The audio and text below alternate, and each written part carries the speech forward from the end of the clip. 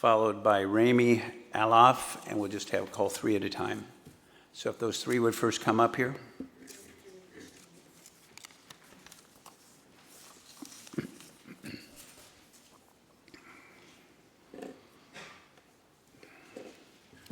Mr. Donato, you have 2.5 minutes. Board members, community. My name is Andrea Donado, and I am a former student trustee here at Long Beach City College. I'm speaking in opposition of this recommendation because I consider overall it's meant to prevent the voice of some trustees to speak during the meetings. I also consider that is promoting lack of transparency, since the board members are being asked to ask questions before they come to the meeting to the president. I think that if any board member has some questions, not just the president should know and hear answers and the discussion around them, but also the community members. I am strongly opposed to this recommendation, and I think it needs really great reviews. Thank you very much for listening to me, and just a quick advice. I will let more space for others. Thank you.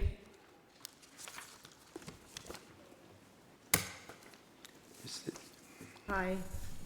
Hello, board trustees. I am Minister Diane Phillips, born and raised in Long Beach, former student of Long Beach City College at the Long Beach campus. And I'm also an ordained minister and a licensed chaplain and a substance abuse counselor here in the city of Long Beach. I believe that community is the successful ability to communicate. Community. You can't have community if you don't communicate. So I may have some things going on, but if I don't have a community of people that I can talk to other than who you tell me I can talk to, then I don't get anything really successfully done. I was really amazed at the polo team. And they mentioned Albuquerque and all those places that those young men had come here to participate in a sport, to be active in their sporting in Long Beach City College, but without communication, that probably wouldn't have happened. So anyway, I'm here to urge the board to vote against the recommended policy 4.2, while to create a communication policy that values of openness, transparency, and community trust.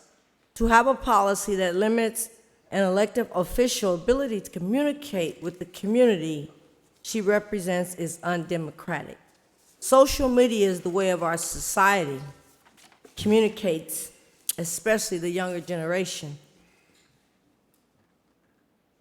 And it is really easy way to communicate with an elected official.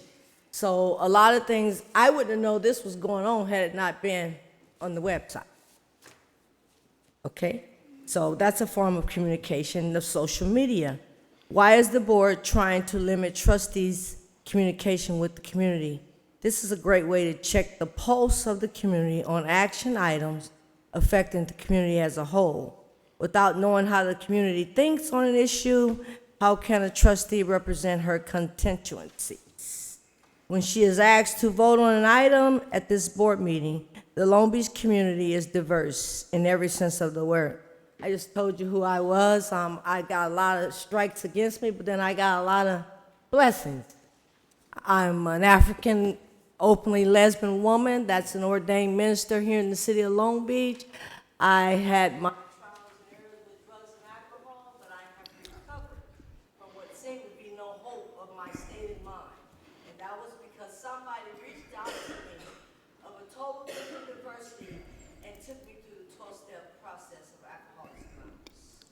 Ma'am, your time is up. Thank you. Thank you. And after the next speaker, could we have Annie Engel, Susan Trask, and Charlotte Joseph speak, please? Hi, my name is Rami Alaf. Thank you, Supervisor, President Oakley, and the entire board for allowing me this opportunity to speak. I'm a student here, currently at LBCC. I'm studying for finals, as you guys know, so I'll make this brief. So recently I learned about a new communication policy that's going to be voted on tonight. So there are two things that made me uncomfortable when I read this. The fact that a trustee cannot talk about their opinions before voting. I don't understand how this can translate to how this can translate for their for the trustee to represent their district if they can't even talk about it. And number two is, this is actually quoted directly, speaking only as one member of the board. Does that mean that the 5 board members and the supervisor and president are all supposed to just have the same opinion? Isn't, everyone's gonna have their own opinion. And so this didn't strike me well when I was reading it. And yeah, so please consider working on this policy before putting it to a vote. Thank you for your time. That's it. Great, thank you. Ms. Engel? Good evening, Board of Trustees, President Oakley, campus and community members. My name is Annie Engel, and I'm a classified employee here at Long Beach City College. Over the past couple of years, this campus has seen a big improvement in the efforts of transparency and communication.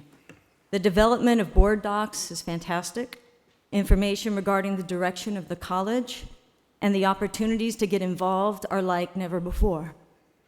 Last year, faculty and classified were invited to meet with and ask questions of each and every board member, a first in the 14 years I've been here at this college. I'm excited about the recommendations to distribute a summary of major board actions and to hold community meetings, which will hopefully increase engagement both internally and externally. However, I'm disappointed in what I see as recommendations to stifle independent thought and voice. Diversity of thought and perspective should be welcome. A respectful, civil tone in all communications are welcome. The board president should be able to be the spokesman in media situations, but other members should not be limited in expressing their personal opinions and perspectives when engaged. This is not how America works. Another area I find disturbing is the effort to control interactions with internal constituent groups. When I see board member Baxter or Zia visiting the PCC campus, it shows me they care. They are personally engaged and want to be a bigger part of the campus community. I know all of you care, but from the perspective of general staff, so often board members are only seen at these meetings and at large events. The idea of a board member having to coordinate a visit with a superintendent president just puts red tape and barriers between board members and the opportunities to engage with the campus community. Let's not take a step back from the positive momentum that's surrounding the college. Let's continue enhancing growth, collaboration, transparency, and free, open communication. Let's live up to our potential. Thank you for this opportunity.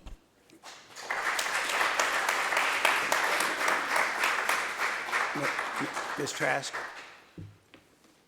Good evening, Board of Trustees, President Oakley, the Vice Presidents, and members of the audience. My name is Susan Trask, and I'm the AFT PCC Vice President.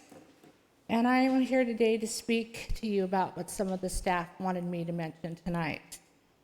They are concerned about this item 4.2 with communications, that it will be used as a form of censorship and of control.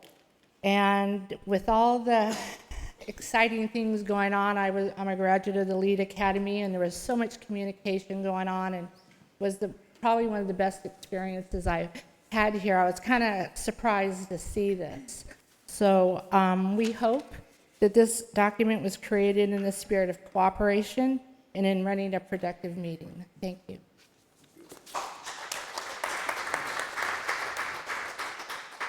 Could we have Morgan Barnard, I think it is, and Janae Hund then?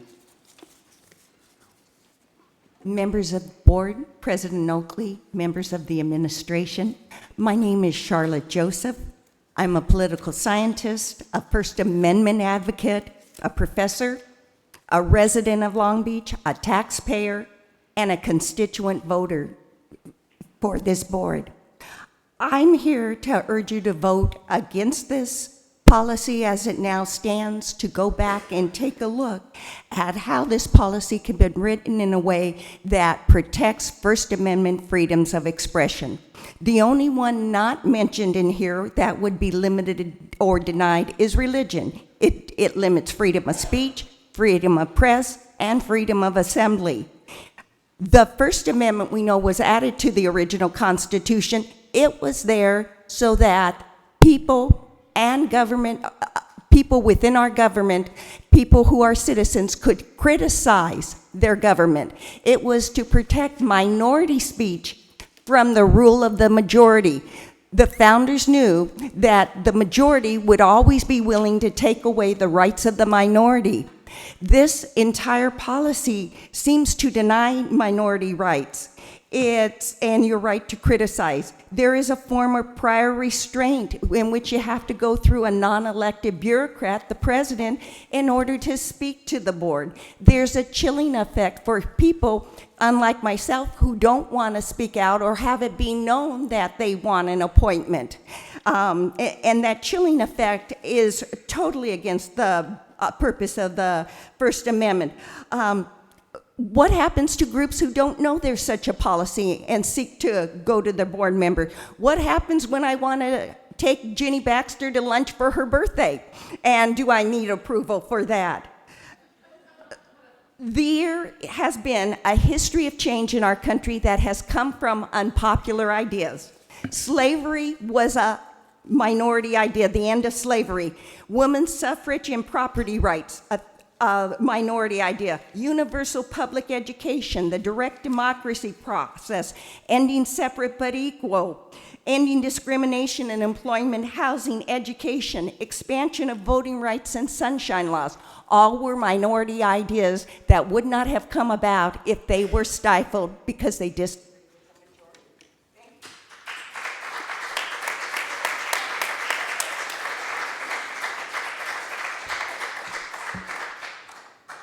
Hello, President Oakley, President Otto, members of the board.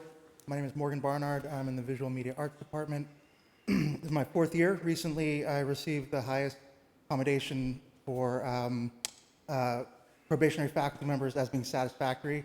I'm pumped up about being satisfactory. I want to start off with a commendation about this communications report in the standards of conduct. I think it's very important that there is now a policy to help maintain focus and pace of the meetings. Board members are expected to devote their full attention to the business of the board during meetings. I think that's great. I think it's a really great start in moving forward with making the meetings more seamless. Full attention from board members, I think, is really important when people are speaking. Teachers really know body language, so we see a lot of body language on the board. And I'm going to echo, I mean, people before me said amazing things. They said a lot of what I wanted to say. But one of the things that, that jumped out to me was the spirit of this was all about expanding opportunities for interacting among the Board of Trustees and all campus stakeholders. That's footnote 1, page 1. It does the opposite. It puts barriers between community members within the college, potentially outside of the college. What if, for instance, a faculty member is in the same district as a board member? They then have to go through the president to talk to a board member? That doesn't seem fair, appropriate, or reasonable. So my suggestion is to go back, take a look at this policy, and maybe get some more input. Maybe there weren't enough voices in this process. I know there was a ad hoc committee that was formed, but maybe just getting some more eyeballs on it to get some different perspectives. We've seen some amazing perspectives. So I urge you to vote this down, go back to the drawing board, and build it up in a way that promotes free speech, First Amendment rights, and transparency, which is another bullet point that was suggested that this would remedy. It would make things more transparent. So thank you for your time, and good luck.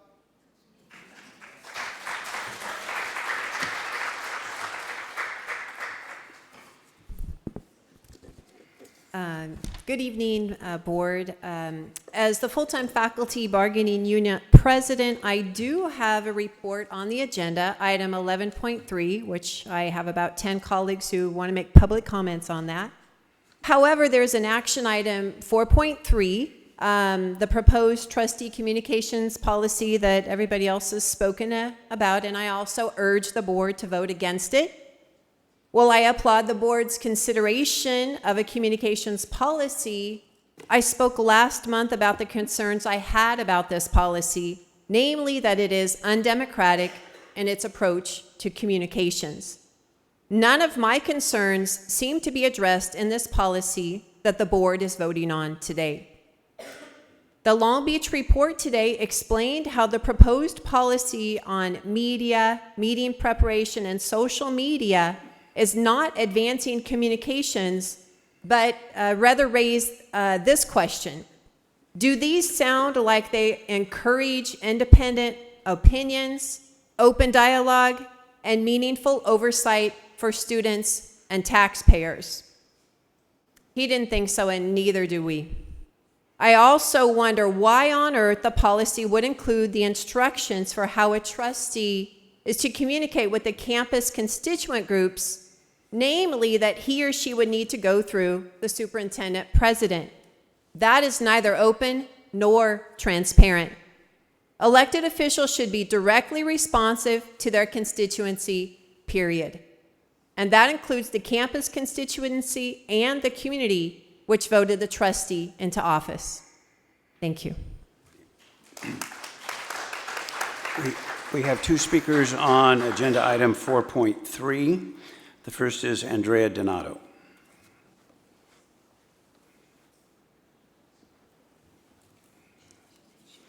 Oh, I think she left. Okay, and the second speaker is Thomas Hamilton.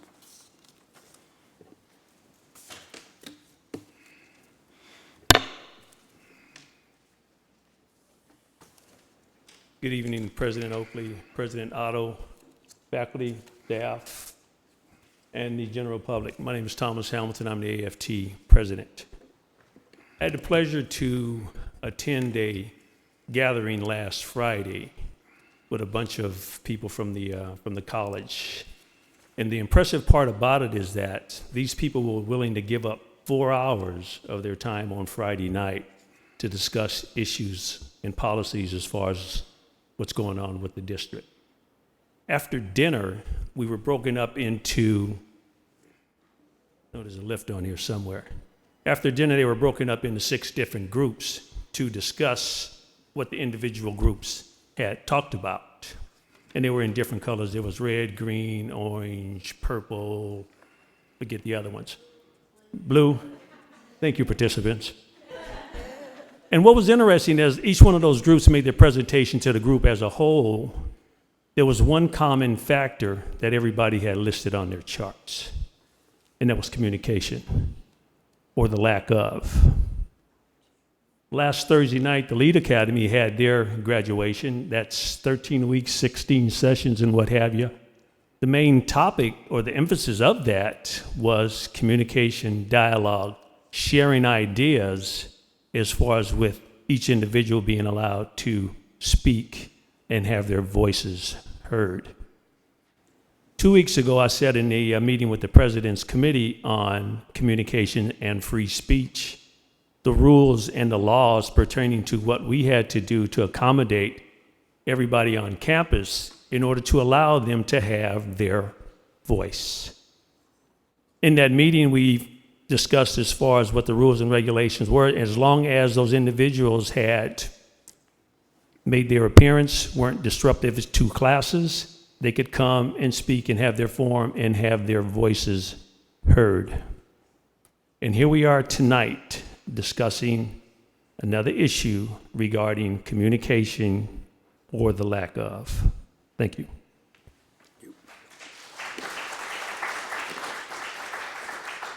That concludes the public comments on agenda items. So we will move on to agenda item 3.1, the Long Beach City College Foundation Strategic Plan. And I believe that the president of the foundation board, Barry McDaniel, is going to make a presentation. Jenny, I have your check.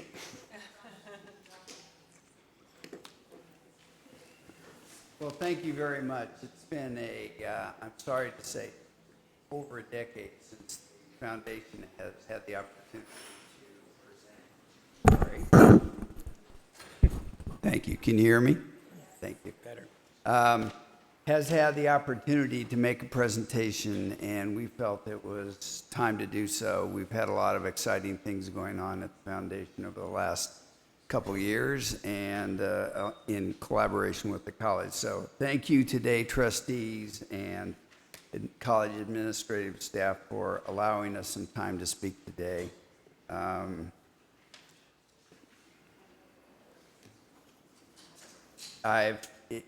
This is more of an update as to what we're doing, a little bit of history and what we're doing with our strategic plan.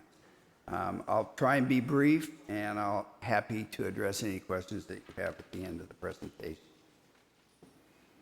So, the foundation was established in 1978 as an independent nonprofit. The values, lifelong education, and recognizes that Long Beach City College serves as a gateway to the future for our diverse community, which has been mentioned several times this evening. Foundation provides resources to enhance the college's ability to sustain its position as a community innovator or leader. Foundation is governed by an executive committee and 100 plus members of a board of governors that are all volunteers that provide their time, their money, and their expertise. We have an administrative staff that includes 2 full-time positions and 5 part-time positions that equal about 1.9 equivalent employees running the day-to-day operations of the foundation. So the foundation's mission is to raise funds and provide personal support that contributes to the college's outstanding and evolving learning environment.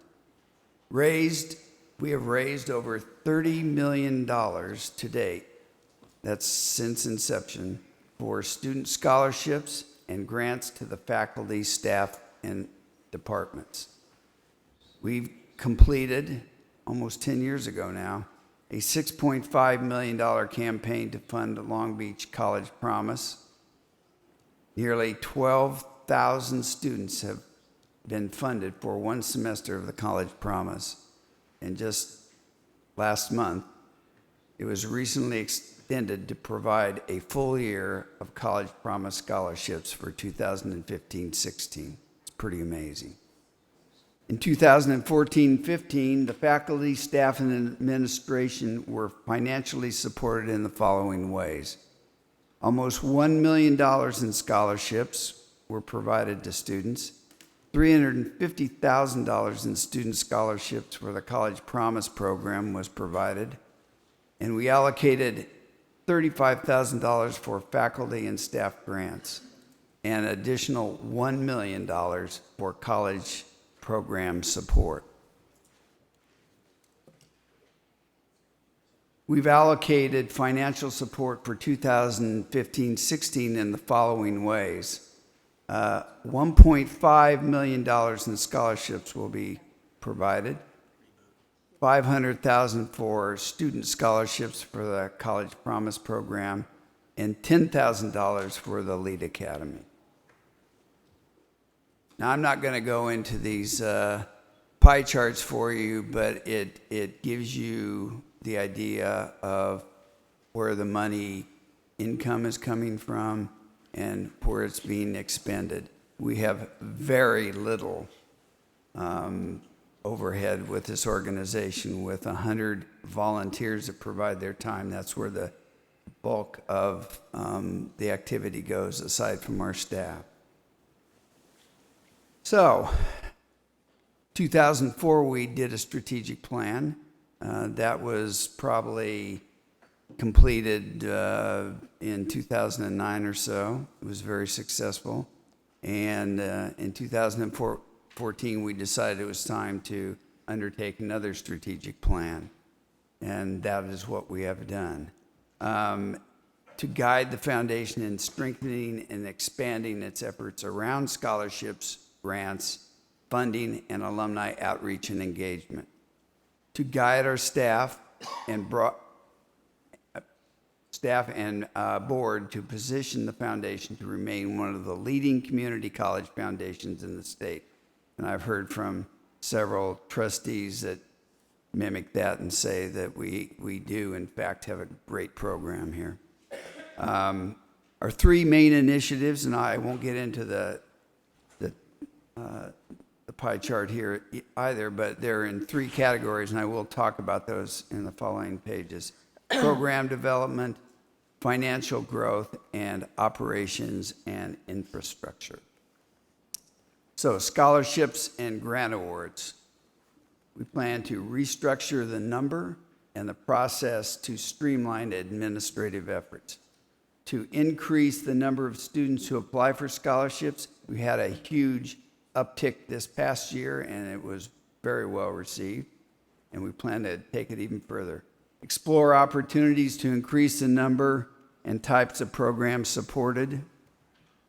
Then in alumni engagement, implement and maintain a robust alumni database, grow the size of the Alumni Association, which right now is not that significant. Implement an annual campaign to reach out to the alumni and expand the number and type of engagement activities. Fundraising, increase the number and amount of grants for foundations, corporations, and individual donors.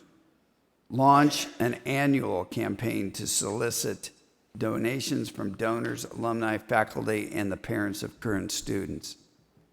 Operations and infrastructure, strengthen the governance structure. Strengthen the government structure to deepen engagement and support operations. Develop a staffing plan to reflect the new strategic direction. Implement new donor and alumni database. It's a little bit of a repeat there. Conduct annual planning and performance evaluation of staff. Further increase the visibility of the foundation and the college. And ensure the operational transparency by formalizing all policies and procedures. So, how do we implement this program? We have created 9 committees, started about 6-8 months ago. Some started sooner than others. Some have been in action for quite a few years. They are alumni, board development, fundraising, grants, infrastructure, marketing, scholarships, succession planning, and technology. The people that are chairs of these committees are highly recognized people within the community that have provided their time to make this a better foundation.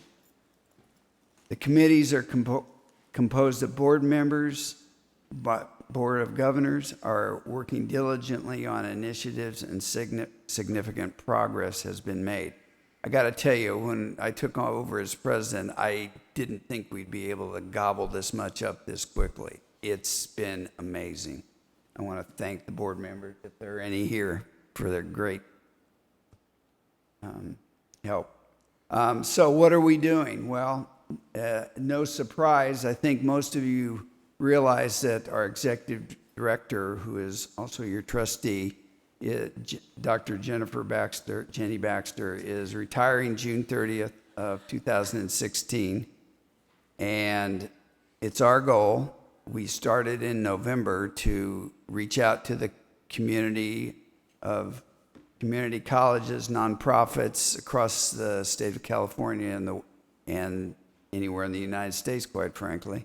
And the goal is to have a person interviewed and selected by April 4th, so that we have an overlap of about 3 months between the incoming executive director and the outgoing executive director.